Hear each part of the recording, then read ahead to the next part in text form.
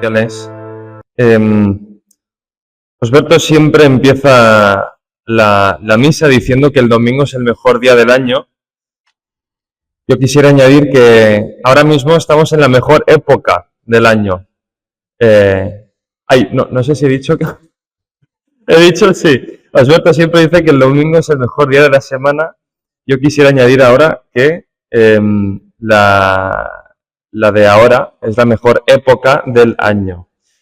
Así que, bueno, como hemos leído, el Evangelio de Marcos empieza anunciando el Evangelio de Cristo mediante una profecía de Isaías que se cumple en Juan el Bautista.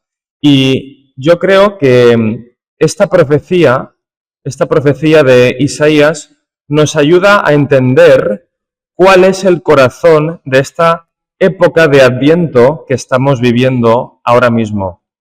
Yo creo que la actitud con la cual debemos acercarnos o debemos vivir la época del Adviento se puede resumir en la esperanza, por una parte, y por otra, la alegría.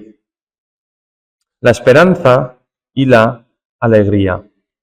Digo esperanza porque cuando el profeta Isaías profetiza acerca de la venida del Señor, el pueblo judío, el pueblo de Israel, esperaba con ilusión, esperaba con ansia la llegada del Mesías. Y por otro lado, esta alegría es una alegría anticipada, es una alegría adelantada que, a pesar de que no hubiese llegado aún el Mesías, el pueblo gozaba con tan solo el pensamiento, con tan solo la idea de que el Mesías iba a llegar. Por lo tanto, esta época del Adviento se caracteriza, por un lado, por la esperanza, por esta espera de la llegada, y por la alegría que esa llegada causará en el pueblo de Dios. Sin embargo, yo me atrevería a decir que a día de hoy nuestra sociedad quizás no entiende la magnitud del clamor de esta voz que clama en el desierto. Es decir, esta esperanza, esta alegría anticipada que caracteriza o debe caracterizar el Adviento, no puede vivirse en medio de una sociedad que no espera y que no anticipa o que no entiende la magnitud de la llegada que se proclama en la Navidad. Imaginaos, por ejemplo, que lleváis meses trabajando en una oficina con un jefe antipático, trabajando en algo que no os apasiona, atareados todos los días, con muy pocas horas de tiempo libre. Y luego imaginaos que al cabo de unos meses tu mejor amigo o tu mejor amiga te regala unas vacaciones en un país exótico, en un hotel de lujo. Pues bien, tras meses y meses de hastío, de un trabajo tedioso, seguramente la llegada de esas vacaciones causarán en ti una esperanza y una alegría. Es más, a pesar de que aún no hayan empezado las vacaciones, quizás unas semanas antes ya puedes paladear la alegría que experimentarás cuando sí lleguen las vacaciones. Es decir, que es importante que haya una cierta anticipación, una cierta esperanza para poder gozar del Adviento y para finalmente poder gozar de aquello que llega en el Adviento. Adviento en latín significa llegada. ¿Qué os quiero decir con esto? Que la sociedad ha perdido de vista la magnitud, ha perdido de vista la grandeza de aquello que estamos esperando y de aquello que llegó. Seguramente muchos de vosotros conocéis la historia de Narnia, esta famosa historia de C.S. Lewis, el gran novelista y apologeta británico del siglo de mediados del siglo XX. En Narnia, en el reino de Narnia, la bruja blanca sume el reino en una especie de invierno eterno, pero es un invierno en el que no hay Navidad, en el que no hay alegría. A pesar de la aparente paradoja, el invierno es un invierno oscuro, es un invierno melancólico, es un invierno triste, donde no hay esperanza y donde no hay alegría. Aslan, sin embargo, esta figura cristocéntrica, viene para derrotar el invierno, el reinado tenebroso de la bruja blanca, para que finalmente en el reino de Narnia haya primavera, haya color, haya alegría. Para gozar del Adviento, para adentrarnos en el corazón y en el espíritu y en la actitud adecuada del Adviento, es importante pararnos a pensar en quiénes somos y luego pensar en quién estamos llamados a ser. Es importante pararse a pensar en cómo es el mundo, pero también en cómo debería ser, cómo podría florecer y brillar, y cómo podríamos florecer y brillar nosotros mismos. Es decir, es importante notar que en el estado actual de las cosas, en nuestro estado actual, hay una especie de invierno melancólico. Solo hace falta leer las noticias para darse cuenta de lo roto, de lo quebrado que está el mundo. Hay que darse cuenta del invierno en el que vivimos para poder anhelar y anticiparnos a la primavera que debe llegar y que sabemos que debe llegar. Desgraciadamente vivimos en una sociedad donde, a mi parecer, reina un conformismo en el cual nos contentamos con el estado actual de las cosas y no somos conscientes de cómo podría florecer el mundo o de cómo podríamos florecer nosotros mismos. Nos contentamos con cómo es el mundo, con cómo es el estado actual de las cosas. Sin embargo, yo os invitaría a que meditarais en cómo podría, en cuán bello podría ser el mundo si llegara la primavera que anhelaba el reino de Narnia. Es decir, que para vivir el corazón del Adviento, debemos vivir esta anticipación, debemos vivir esta esperanza. Sin embargo, si esta esperanza no se vive, es porque no se entiende la magnitud de aquello que está por llegar. Y si no entendemos la magnitud de aquello que está por llegar, es porque nos conformamos demasiado. Es porque nos conformamos demasiado. En segundo lugar, este anuncio nos trasciende. Este anuncio nos trasciende. Y esto lo vemos sobre todo en la figura de Juan el Bautista. Juan el Bautista, de alguna forma, ejemplifica en esta lectura, concretamente, la llamada común de todo ser humano. San Juan el Bautista no vive su vida para sí mismo, no se sirve a sí mismo, sino que vive su vida para proclamar. De alguna forma, esta idea, esto que dice San Juan el Bautista, que viene tras mí uno que es mayor que yo, debe ser el lema vital de todo cristiano. Porque a través de nosotros, Cristo debe irradiar nuestro alrededor. A través de nosotros, Cristo debe irradiar nuestro alrededor. Este debe ser nuestro lema. Viene tras mí uno que es mayor que yo. Debemos ser portadores. Debemos proclamar a Cristo. Debemos ser la luz del mundo, como Cristo nos dice en Mateo 5. Mientras preparaba este sermón, buscaba información acerca de este texto Pero más que información académica, me topé con una oración que me pareció que resumía la reacción que uno debe tener en cuanto lee este texto. En esta oración se cambian un poco las palabras de la lectura y el resultado es el siguiente. La oración dice así: concédeme enderezar mis pensamientos, palabras y obras hacia ti. Leemos en el texto que Isaías exhorta al pueblo de Israel que enderecen las sendas para preparar la llegada del Señor. Pero si nos aplicamos esta lectura a nuestra vida, la actitud o la petición a Dios debería ser algo así.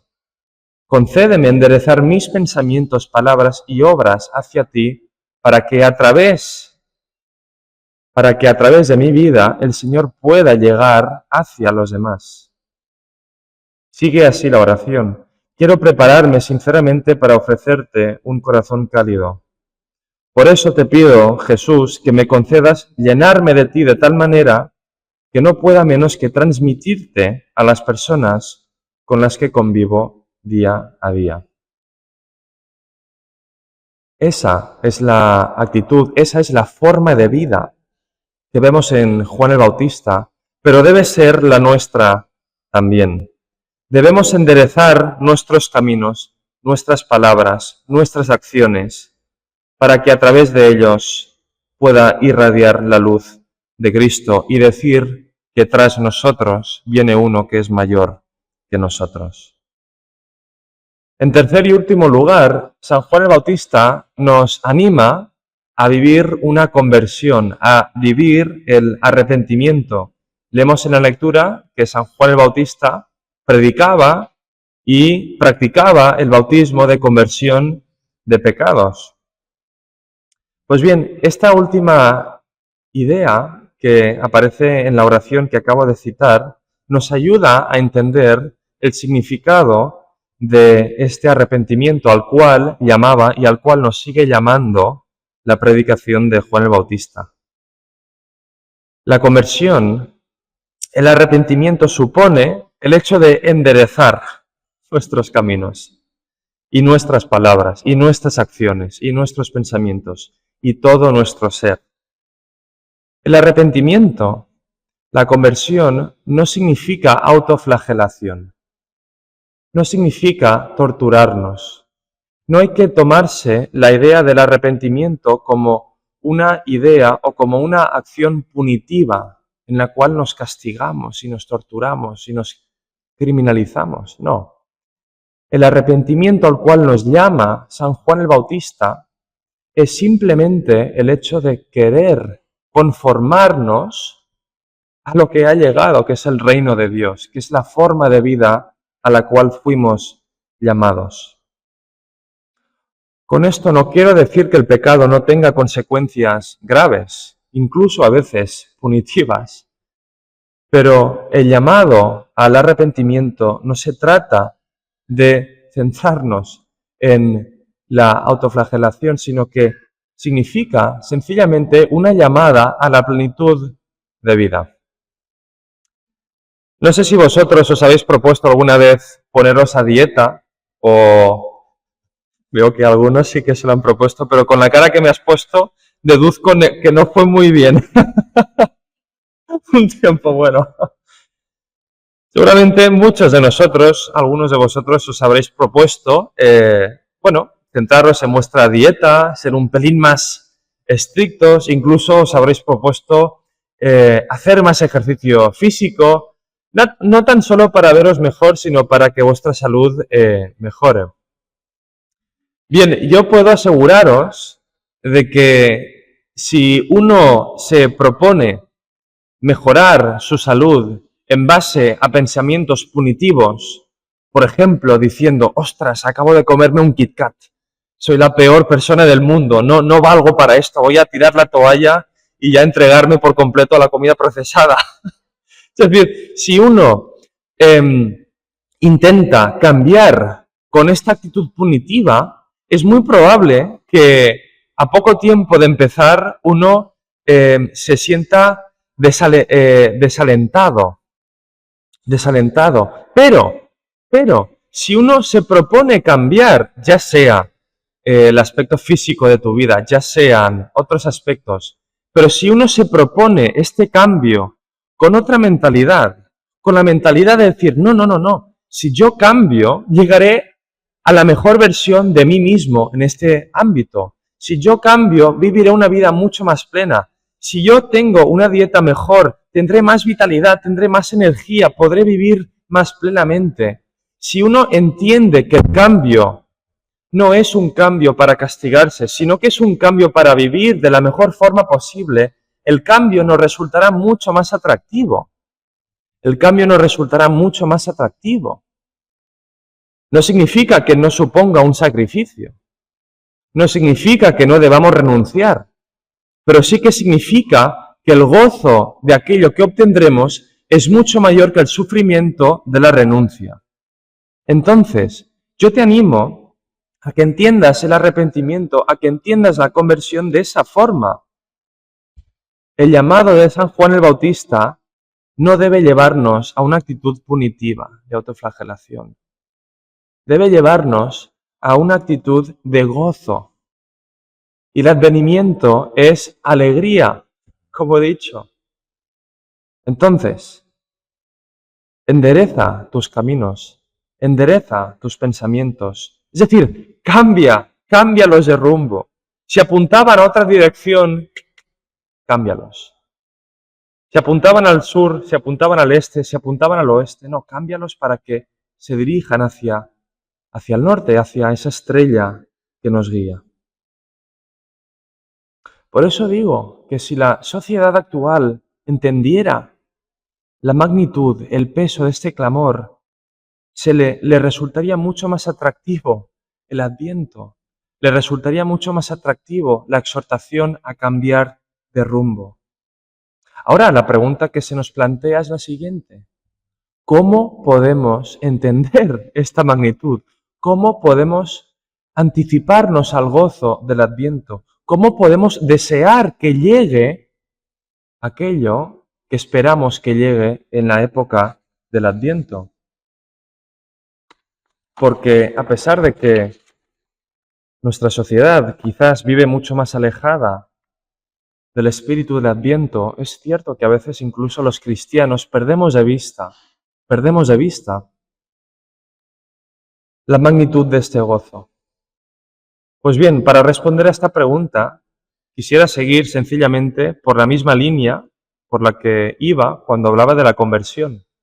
Es decir, ¿cómo podemos esperar, cómo podemos empezar a desear efectuar este cambio en nuestras vidas? Pues bien, si la actitud no debe ser punitiva, la actitud, por lo tanto, debe ser de gozo, de alegría, de esperanza. Dice el Salmo 34, «Gustad y ved lo bueno que es Yahvé, dichoso el hombre que se acoge a él».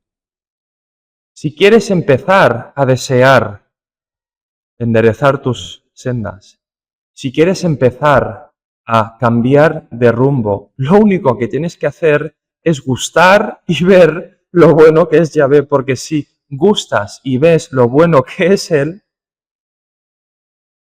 la única reacción posible, la única reacción concebible es que tú desees enderezarte hacia Él. El Señor no nos invita a autoflagelarnos, nos invita a gustarle, a verle, a contemplarle, a gozarle. Y nos invita a hacer todo esto a través de su Hijo Jesús. Y para eso vino. Si el espíritu navideño tiene algún sentido, el sentido es este. El sentido es que Dios, queriendo que nosotros le gustemos y le vemos y le contemplemos, envía a su Hijo para que el hombre llegue a Él. Y si nos damos cuenta de la magnitud de este clamor, nos daremos cuenta del invierno en el que vive nuestro mundo y del invierno en el que vive nuestro corazón.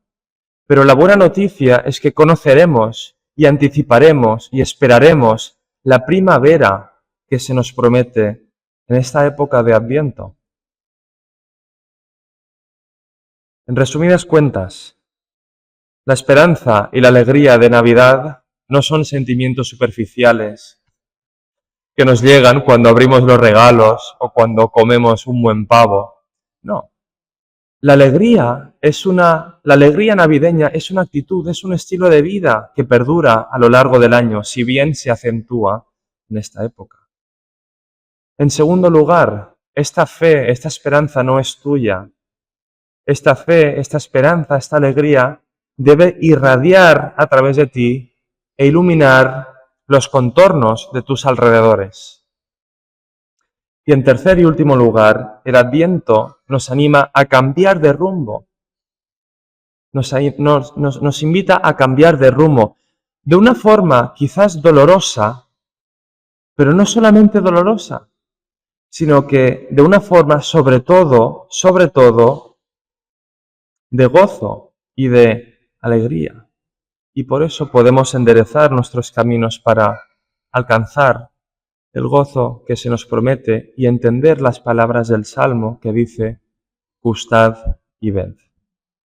Así que gustemos y veamos, hermanos y hermanas en Cristo, y gocemos de la Navidad tal como es debido, gustando y viendo lo bueno que es el Señor. Gracias.